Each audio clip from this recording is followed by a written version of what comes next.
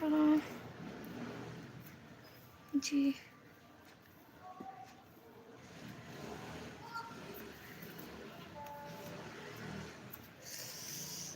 बहुत बाल झड़ रहे हैं। मैं क्या करूँ, कोई कोई आइडिया बता दो, मेरे बाल ना झड़े। मैं तो टकली हो जाऊंगी सच में। एक तरफ इतने बाल झड़ रहे हैं।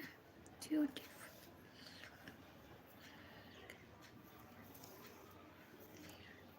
Thank you.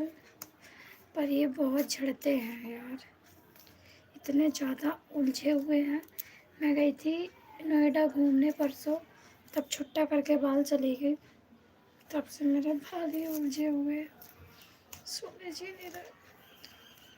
टाइट से सुलझाओ तो टूटते हैं, और ना सुलझाते ऐसी गांठ ही लग रखी है। देखो,